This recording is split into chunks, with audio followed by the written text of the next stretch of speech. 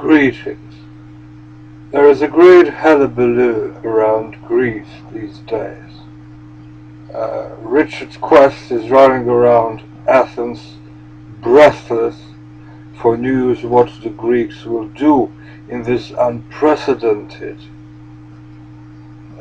economic catastrophe. The Greeks are allowed to withdraw 60 euros per day from their bank accounts.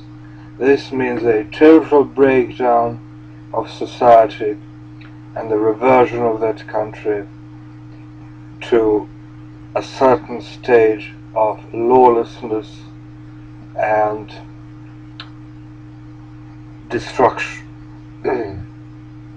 Richard Quest, who was arrested in Hyde Park for walking around naked in S&M gear, is the star CNN correspondent, and he is now breathlessly walking around Athens. You can see him on CNN every 10 minutes. What is going on in Greece? It is very complicated, but I will try to explain, because a little bit of history has to be retold, may I say that. Greece is a ultra-Balkan country with certain maritime connections that it had through Venice and the islands of Rhodes and Crete and so on. But the majority of the people in Greece are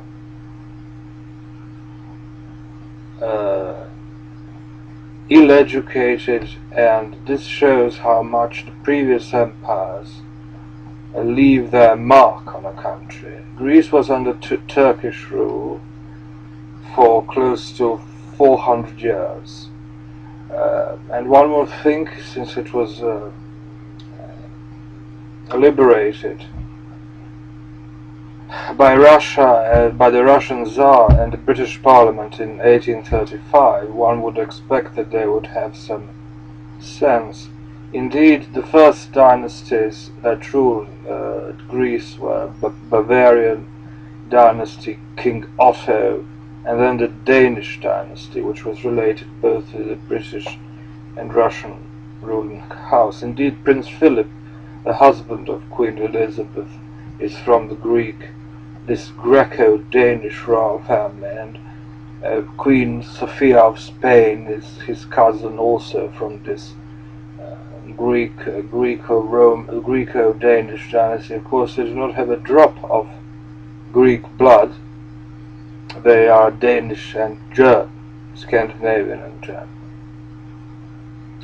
So one would expect that a country that has had its independence from Turkey for close to 200 years ought to be a little more civically minded and so on. I come from the Balkans, although from northwesternmost part of the Balkans, where we lived according to the rules of Italy, which means a part of Western Europe. So the Balkan mentality is not so pronounced here as in Greece or other Balkan countries. But the essence of this mentality left by the Turkish Empire is that the state is the enemy, and that the only thing you can hope from the state is to plunder it. So Greeks, when they entered Europe in, I believe, 1982, Greece was strategically important for the American Empire, because it was the only NATO base on the Balkan Peninsula. Of course, after Romania and Bulgaria and Albania joined NATO, the strategic importance of Greece to American Empire is not so great. So I'm afraid that although Obama is said to be frantically calling Angela Merkel these days to stop this GREXIT because it would be a catastrophe, for euro. Euro will lose more of its value, but that will, of course, perhaps be a boon to the German exporters, so they don't care. Americans also don't care, because it is quite the same to them whether Greece stays or leaves, and I think they will not use their full. But the situation is very divided. It's all, it can go left or right. I think that the Greeks, if they have a modicum of economic and political savviness, they ought to vote for staying in the euro, and that will enable Greece to recover in the forthcoming months and years. But I want to contrast this view of the state, the Balkan view of the state, even the South European view of the state, Sicilian and so on, where the state is regarded as foreign and as a legitimate target of plunder. The Protestant Northwestern Europeans have a totally different idea. There they understand that state cannot be plundered, because state does not make goods. You have to contribute to the state. That is where the Kennedy dictum, ask what you can do for your country. The English people, the Swedes, the Norwegians, the Danes, the Germans, they ask what I can do for my country. Even the French, what I can do to my country. This Balkan mentality is just destroy what you can, plunder, take money and so on. Greece was living exquisitely. After they chased out the Danish dynasty in the 70s, of course the last king was very stupid, but I think that if Prince Philip's family still ruled in Greece, there would be no problems of this magnitude, so it is useful. Look at the case of Spain, where the Bourbons were also related to the British Royal House. They are descended from Victoria. I think they will keep Spain civilized. Greece has no, I think that the Anglophile elite has lost out in recent years, and of course the old power. And one more proof that Greece people are peasants. After the Second World War, England and America had to save Greece from communism.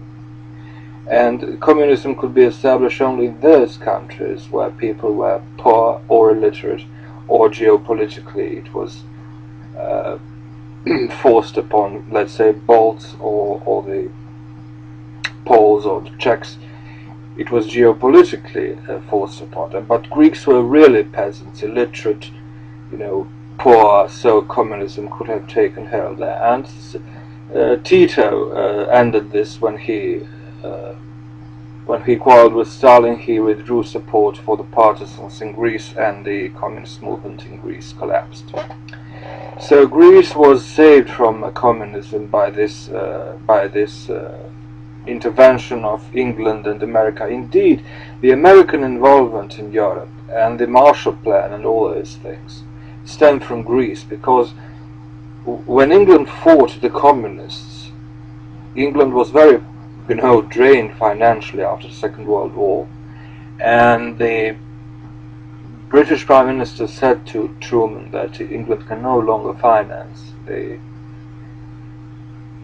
defense of Greece from the communists, and Truman then put out his Truman Doctrine that indeed America will help fight against the spread of communism the world over, and America helped, of course, in Greece.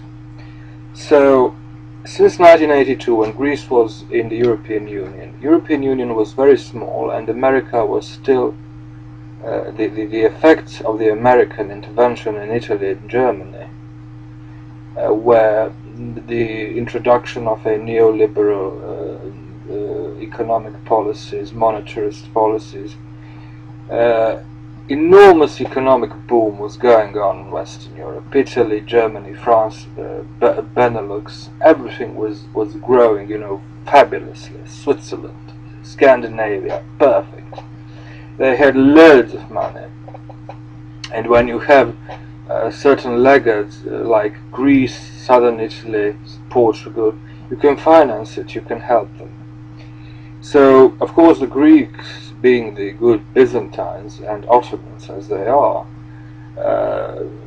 saw Europe as a sparring partner in a duel where the contest was who could, draw as much money from the European funds, who could get the most loans and everything. And Greece really lived excellently from 1982 when they entered European Union. It was a boom, and it lasted all the way to the great financial crash of 2008. Then this system unraveled, and nobody cared about Greece, and Greece was left to go to the toilet actually. Of course, this came as a shock to the Greek people, who saw they lost their jobs. The pay at the government was not so big. The government was not taking on more people. There were no pensions. They had excellent pension schemes. People would go to retire at age 40 and so on. So a great catastrophe happened in Greece, and Samuel Huntington wrote a book called The Clash of Civilizations in the 90s. And unfortunately his predictions, his controversial predictions that the world will split along the civilizational lines, is coming true in Greece. Greece has always had a special relationship with the Soviets, with the communists, with Moscow. They helped destroy the Danish dynasty in Greece. And of course, being Orthodox, the clerics of both countries have very close connections. And although I don't think that Greece is a very religious country, indeed anywhere in Europe and America, religion is really declining from year to year. But it is interesting how these civilizational poles work. So Russia did a little project in Greece to try to destabilize the European Union. The project was called Syriza, and the KGB officer Alexis Tsipras became the prime minister of Greece, promising milk and honey to the obviously illiterate and stupid population. So this Tsipras, the KGB officer, comes into power in Greece, and of course he's doing everything from his side to do the bidding of his boss Putin.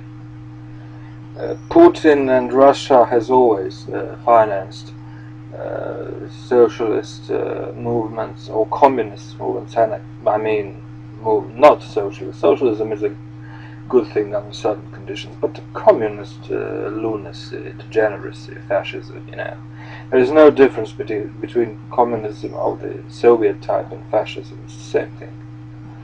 So we have a situation where a key KGB officer is a prime minister of a NATO and European Union country. Indeed, the former Chancellor of Germany, Schroeder, is directly in the pay of Putin. Politicians are very cheap, and Russia has a lot of money, and they bought a very big set of politicians from Greece all the way to Germany and the Dutch Republic, Spain. Everybody is paid off by Putin. So Putin wants to destroy the European Union, but America does not care, because America sees, the American empire, that Greece is irrelevant economically to the European Union. It is only 1% of the GDP, and really it will have no impact on the core, which is Italy, France and Germany, who use the euro and who are the economic industrial centers of Europe. So America does not care about Greece anymore. If this was 1982, of course a person like Tsipras would be eliminated by the CIA. Today he is left to roam. And there is a great hullabaloo. I am warned, I am asked, what is this GREXIT? Everybody is seeing it on the news, but nobody understands. This is a fight between the American Empire and the KGB of Moscow. That's all it is. I cannot predict what the Greek people will do on Sunday, but it is entirely their problem, because the greatest American base in southeastern Europe is today in Kosovo and Bulgaria, and Greece is irrelevant to the American Empire, so it can be let to go down the toilet. And then, of course, if the Greeks vote no this Sunday, Greece will be utterly destroyed. There will be chaos. There will be blood in the street. There will be blood in the street. Economically, the country will be destroyed. Totally. And then the Germans could hold the example of Greece to others. Italians who want to leave the euro, look at Greece. Spain, they also have Podemos in Spain, the agents of the KGB. They will say that to them, look at Greece, they want to leave the euro. So everything is on the Greek people. They can choose whether they will be even moderately stable economically in the ensuing period, which is very important, geopolitically and economically, or they will go down the toilet if they vote no. And if Greece exits the euro, as I said, Europe will not be affected, but Greece will go down the toilet and it will be destroyed. So mark my words, and it will be exciting to see what happens next.